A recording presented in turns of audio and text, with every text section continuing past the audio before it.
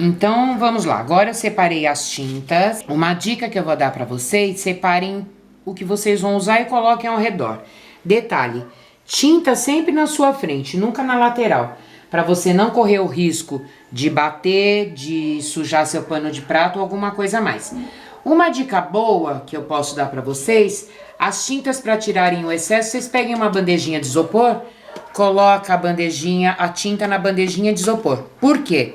Porque você consegue fazer o movimento que vocês vão perceber agora, que é de tirar excesso de tinta, que volto a repetir, tinta não é quantidade, é qualidade. E depois, para vocês terem uma pintura bem uniforme, sem muita tinta, é melhor vocês tirarem todo o excesso. Os pincéis eu uso geralmente os clássicos. É número 10, um pouquinho mais largo, para fazer algumas outras coisas. Vocês podem ver que eu tenho aqui, ó, vários. Eu tenho 3 de número 10, porque são os que eu uso mais. Esse daqui, se vocês perceberem, ele tá reto. Vocês podem deixar ele assim redondinho, recortando, porque ele fica muito mais fácil para manusear e para dar o efeito que a gente quer na tinta. Vocês vão perceber, tá? Então, os dois são número 10, porém, um eu peguei a tesoura e dei uma arredondada para ele ficar dessa forma. Mas os dois são do mesmo tamanho, ok? Isso aqui facilita acabamento, enfim, é que eu gosto também. Mas quem não tiver e se identificar com ele assim, quadradão, pode ficar também, não tem problema. Então vamos lá. Separei as cores de tinta. Eu uso, gente, que eu gosto, que é esse clareador. O porquê do clareador? Caso tenha excesso de tinta, não vai ficar uma pintura sobrecarregada. E vocês conseguem, na realidade, mesmo que no stencil, ter uma facilidade de misturar as tintas e ele vai ficar mais fácil aqui também, ok? Então vamos lá. Eu vou começar pelas folhas. Eu vou passando clareador em tudo? Não. Vão passando por etapas. Apesar que vocês vão ver que é rápido o procedimento, mas não passa em tudo porque dependendo de como tiver o tempo, se tiver muito quente, ele vai secar com uma facilidade. Não é esse o intuito. O intuito, então, você vai lá e pega. Você pode tirar ou usar da tampa, ou tirar um pouquinho, ó, e colocar já na bandejinha de isopor. Gente, uma dica. Sempre tire as tintas lavando, depois dá uma batidinha, vai vir um excesso. Você usa sempre da tampa.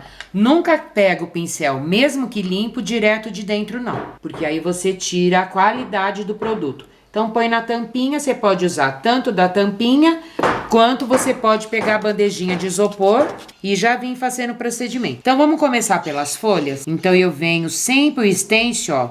Se vocês perceberem o movimento, ele é de fora pra dentro, tá? Até errei agora, gente. Colocou? Eu vou trabalhar, se vocês olharem na natureza, vocês vão perceber que as folhas, elas não têm uma cor chapada. Ela tem a parte de uma tonalidade mais clara, uma mais escura e assim sucessivamente. Eu posso aqui tanto colocar o branco, quanto já vir com o amarelo e colocar numa lateral. A gente fala que isso aqui é luz e sombra. Então, o que eu vou fazer? Eu vou tirar lá um pouquinho do meu amarelo, vou colocar no cantinho, lembrando que é qualidade e não quantidade, para que eu tenha um bom efeito. Sempre tenha um potinho para você deixando o pincel de molho, para que ele não fique com tinta endurecida e que você pode ir trocando caso você não tenha vários pincéis, ok? Então vamos lá. Vamos pegar um pouquinho do amarelo. Vocês estão vendo esse movimento, ó? Ele é importante porque você tira todo o excesso. Você não fica com um acúmulo de tinta muito grande. Então eu vou passar numa lateral. Eu escolhi desse lado a minha luz. Minha luz já tá aqui. Posso lavar o meu pincel.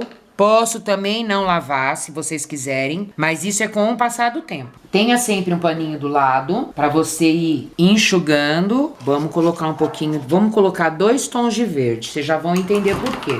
Fui lá, lavei e vou colocar um pouquinho mais escuro. Tem vários tons de verde no mercado, viu, gente? Vocês podem escolher aí o que vocês mais gostam. Esse é o sépia. E a gente tem verde grama, a gente tem verde musgo, que é esse daqui. Então, olha lá, feito isso, o que eu vou fazer? Vou pegar um pouquinho da tonalidade do verde e vou vir aqui na minha outra parte. Ah, eu posso sobrepor no amarelo? Pode, vai aparecer depois, a hora que a gente tirar o stencil. Por quê? Eu espalho bem porque eu não quero uma coisa chapada, né? Eu quero que a pintura ela fique. Já posso vir aqui um pouquinho, ó. Vocês vão vendo sempre o movimento que eu vou fazendo que a gente fala que é o batidinho. E vou dar uma sombrinha aqui, depois vocês vão perceber a diferença que dá no acabamento. Ah, mas já usou? Já usei. Ah, o stencil não vai aparecer? Vai sim, gente. Vai aparecer a diferença a hora que a gente levantar o stencil.